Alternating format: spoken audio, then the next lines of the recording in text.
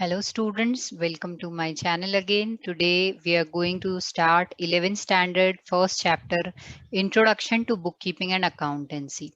As the name of our subject is bookkeeping and accountancy itself, so we will start from the very basic, that what is the meaning of bookkeeping and accountancy along with its definition.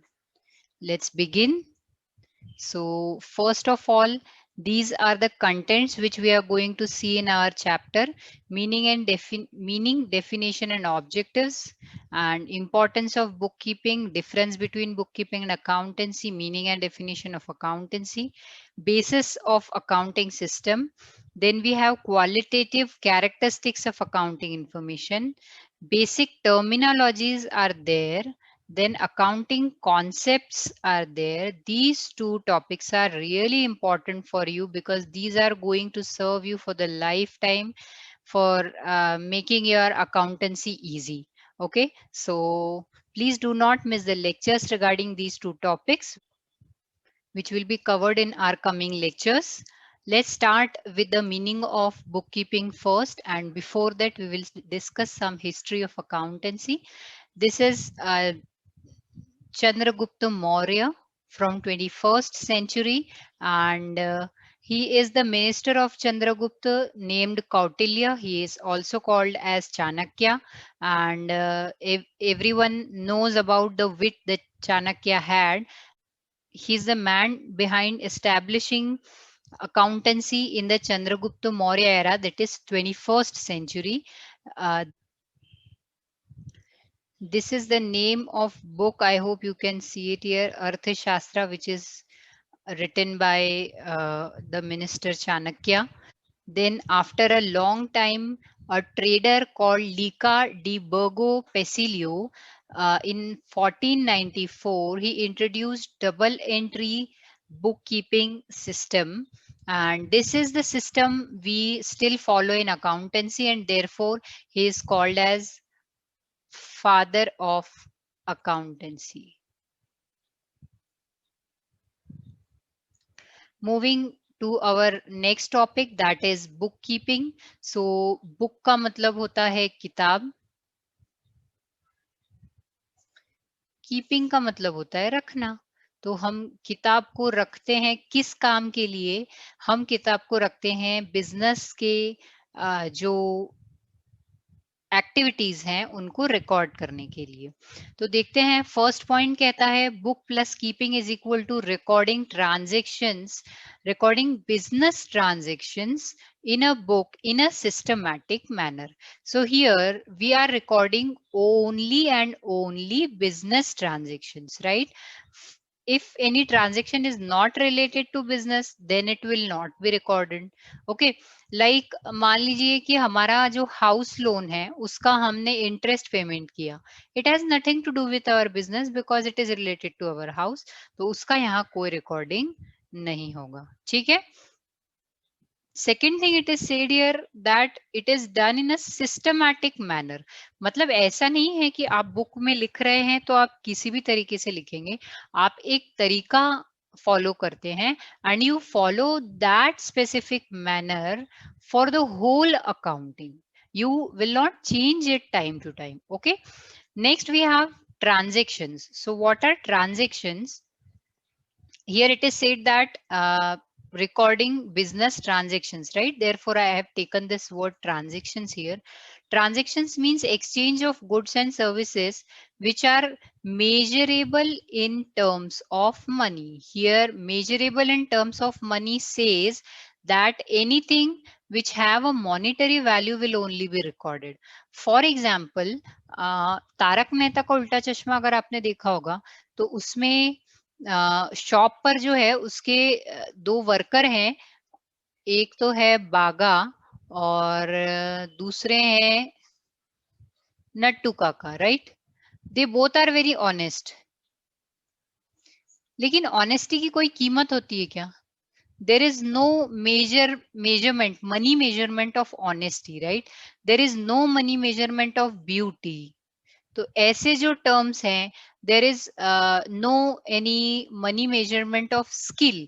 तो आपके पास अगर कोई बहुत skilful, आप अगर हीरे का व्यापार करते हैं और आपके पास कोई बहुत स्किलफुल जौहरी है, तो आप उसकी कीमत नहीं लगा सकते, right? So you can not record it, भाई मेरे पास बागा है, उसकी ऑनेस्टी 4 लाख रुपए की, तो बागा की प्राइस कितनी हुई? 4 लाख। नट्टू खाका के कितने? 5 lakh. And even you can not sell these things outside, right? Because they actually don't have a monetary value.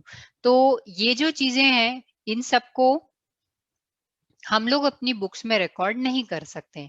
तो फिर किसको रिकॉर्ड करेंगे? जिस किसी भी चीज की मॉनेटरी वैल्यू होगी। जैसे कि हम इन्हें जो सैलरी पे करते हैं, we can keep a record of that, right? अगर हमने इनको कोई बोनस दिया है, we can keep a record of that. ठीक, तो इसी तरीके से हम मॉनेटरी चीजों की वैल्यू लिखते हैं, लेकिन नॉन मॉनेटरी की नहीं लिखते हैं। नेक्स्ट पॉइंट आ जाता है अब हमारा, recording in chronological order. Chronological word का मतलब होता है डेट वाइज। ये क्वेश्चन जनरली पूछा जाता है एग्जाम में, ऑब्जेक्टिव टाइप्स में। सो आपको ये ध्यान रखना पड़ेगा word chronological. Next, it is done as per specific rules. There are some specific rules and regulation, accounting principles होते हैं।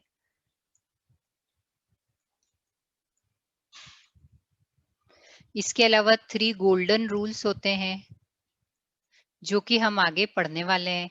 तो ये सब जो है, इसके अकॉर्डिंग हम लोगों को अकाउंटिंग करनी होती है। नेक्स्ट आता है टाइम पीरियड। तो टाइम पीरियड मतलब कि हम ये रिकॉर्डिंग कितने टाइम के लिए करेंगे। तो ऐसे तो जब तक बिजनेस चलता है तब तक हम हर ट्रांजेक्शन को रिकॉर्ड करेंगे, लेकिन एक टाइम पीरियड होता है, उस टाइम पीरियड के बाद हम पुरानी बुक्स को क्लोज कर देते हैं और नई बुक्स ओपन करते हैं। ये टाइम पीरियड जनरली होता है 1 ईयर का, या फिर मैं मंथ्स में कहूँ तो 12 मंथ्स का। ऐसा कंपलसरी नहीं है, कम ज्यादा भी आप कर सकते हो, लेकिन जनरल नॉर्म यही होता है, जो कि बाकी जो लॉज हैं उसके अकॉर्डिंग भी माना जाता है। नेक्स्ट है, it is a process of collecting and classifying transaction. Collecting transaction तो आप समझ ही गए हैं, हमारे जो भी ट्रांजेक्शन हुए उनको हमें एक जगह पर लिखना है। मान लीजिए हमने ये एक बुक बनाया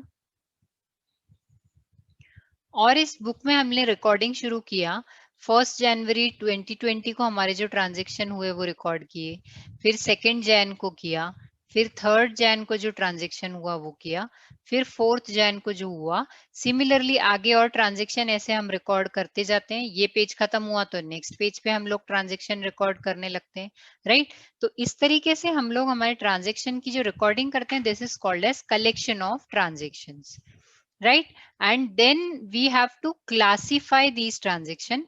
हम उनको अलग अलग बेसिस पर क्लासिफाई करते हैं। जैसे हम लोग सारी सेल्स एक साथ इसमें से फाइंड आउट करेंगे, ये सेल्स है तो इसको एक साइड लिखेंगे, ये वाली भी सेल्स है तो इसको इधर लिखेंगे, फिर मान लो यहाँ कोई सेल्स है तो वो यहाँ सेल्स के साथ आ जाएगी।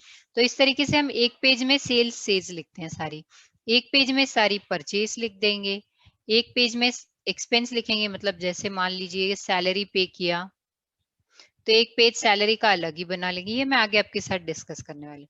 क्लासिफाई करने का मतलब है कि उनको अलग अलग हेड्स में डिवाइड करना। ओके, सो डेफिनेशन के बारे में अब हम देख लेते हैं। बुक कीपिंग की डेफिनेशन क्या कहती है? It is the art of analysing and recording business transactions, reporting results of business operation through periodic systems, and interpreting such results for purpose of effective control of future operation. तो इसमें देखिए, हम अगर किसी transaction को record कर लेते हैं तो हम उसको एनालाइज कर सकते हैं, हम उन ट्रांजेक्शन से पीरियोडिक स्टेटमेंट्स बना सकते हैं, और हम उनके रिजल्ट इंटरप्रेट कर सकते हैं कि हमें प्रॉफिट हो रहा है या loss, right? This definition is given by Richard E Starham. आप इस तरह से नीचे नाम लिख सकते हैं या फिर स्टार्टिंग में भी लिख सकते हैं अकॉर्डिंग टू, और ऑथर का नाम लिखने के बाद डबल कोड में आप definition लिख सकते हैं। Second definition is bookkeeping is an art of recording business dealings in the set of books. See here also recording word is emphasized. So this is given by J.R. Bartleby next, book keeping is a science and art of correctly recording. देखिए यहाँ पर correctly recording word use किया है, मतलब कि यहाँ अगर कोई मिस्टेक हुई तो वो मिस्टेक एंड तक हमको तकलीफ देने वाली है. So the recording should be correct.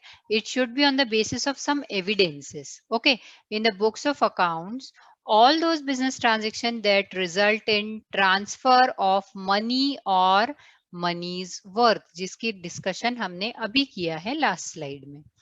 ये दिया है हमें R.N. कार्टर ने.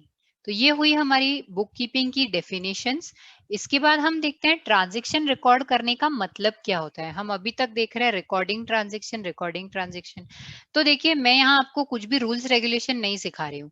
सिंपल मान लीजिए हमारी मॉम है, तो वो कोई बिजनेस, वो अगर घर में कुछ पैसा खर्च करती हैं, तो वो क्या लिखेंगी, वो यहाँ पर डेट डालती हैं, डेट डालती है कि मुझे 1 तारीख को इतना पैसा आया, 1/1/2020 को मुझे इतना पैसा मिला. ठीक. फिर उसके बाद वो हर बार डेट डालेंगी और ये लिखेंगी कि मैंने उस पैसे को कहाँ खर्च किया और लिखेंगी कि कितना पैसा खर्च किया. राइट. तो ये उनका अपना एक फॉर्मेट है इस चीज को लिखने का, अलग अलग लोगों का अलग अलग भी हो सकता है. ठीक. तो मैं यहाँ आपको अकाउंटिंग जैसा कुछ नहीं बता रही, I am just giving you an idea कि रिकॉर्डिंग ऑफ बिजनेस ट्रांजेक्शन हम किसको कहेंगे. तो देखिए मैंने यहाँ कुछ अलग अलग बिजनेस ट्रांजेक्शन्स लिए हैं.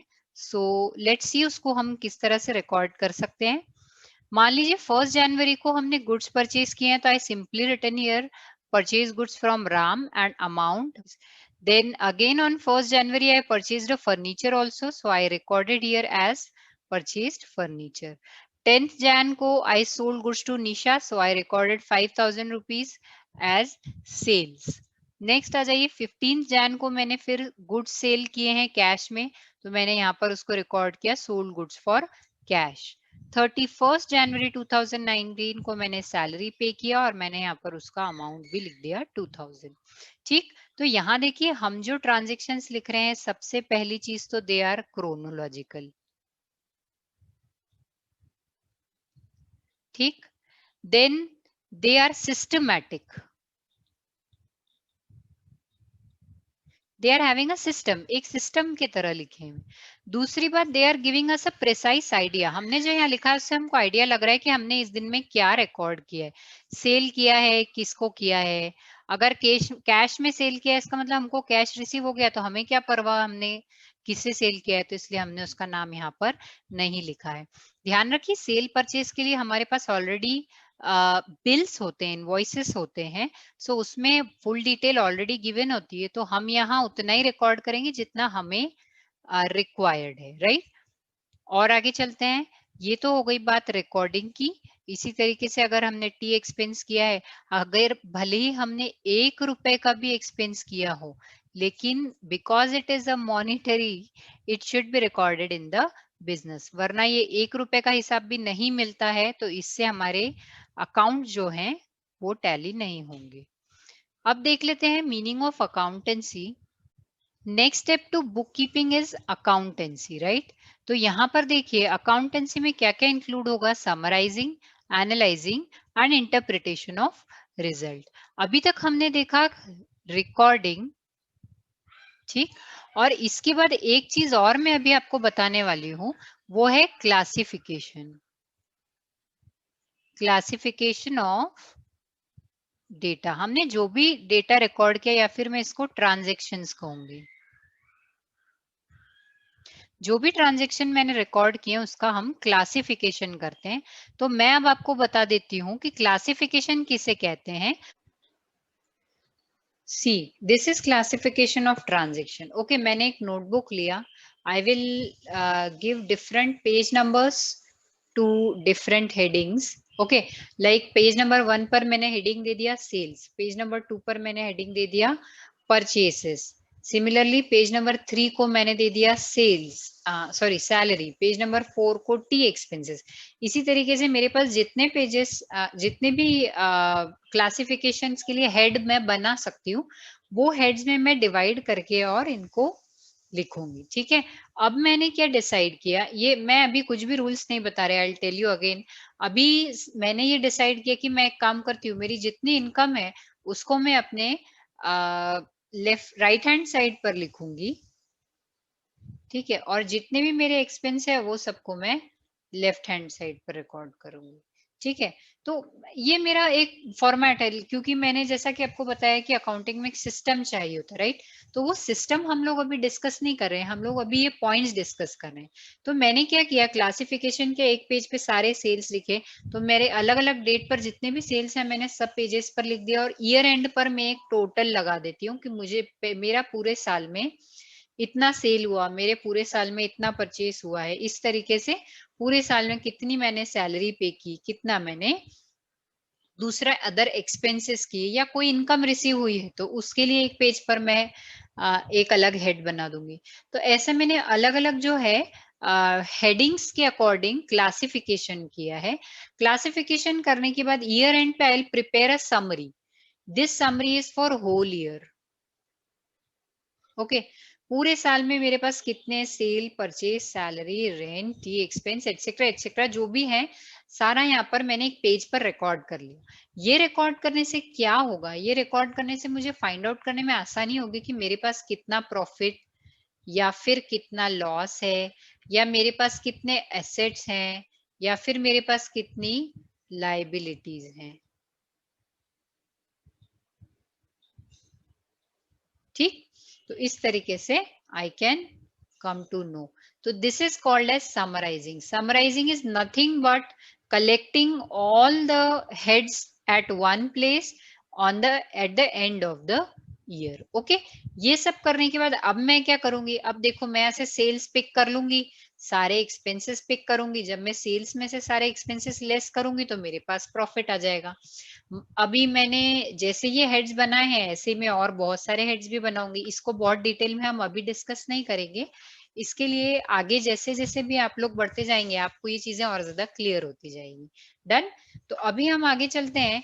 ये करने के बाद नेक्स्ट हम क्या करेंगे, ये करने के बाद नेक्स्ट हम एनालिसिस करते हैं हमारे ट्रांजेक्शन का। तो एनालिसिस ऑफ ट्रांजेक्शन में आता है calculation of profit and loss.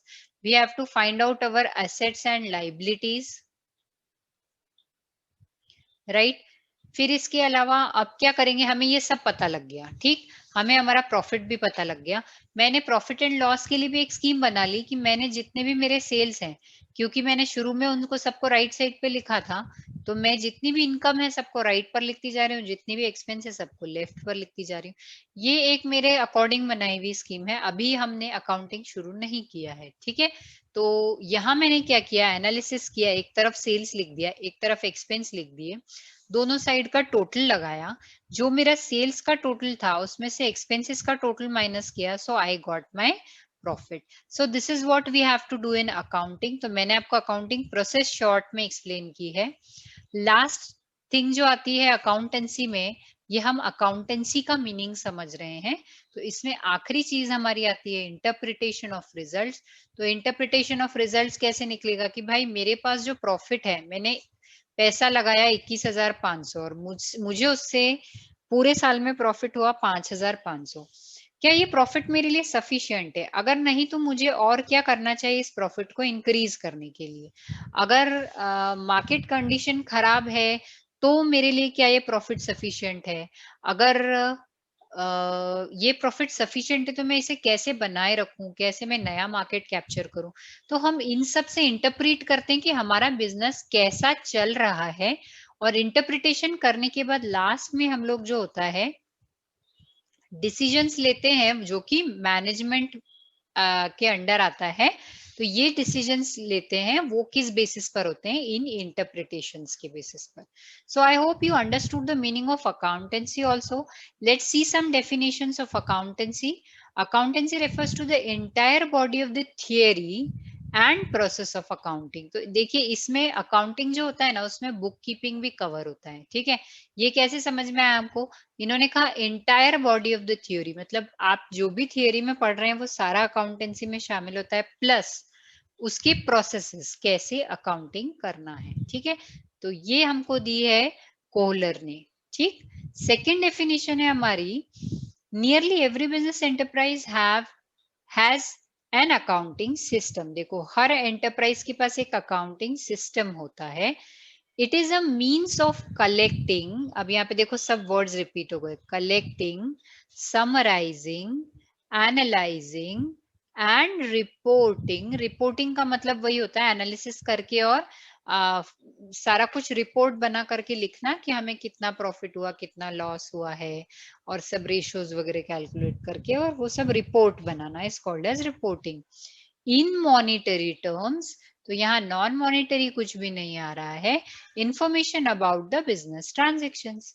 ठीक, तो इसमें अभी तक हमने पूरे टॉपिक में जो जो भी पढ़ा है वो सारा इस डेफिनेशन में कवर हो गया, right. And this definition is given by professor Robert N Anthony. So students, if you have any doubt, you can write in comment section. Of course, like, share, subscribe my video and press the bell icon so that you can get the notifications. Thank you so much.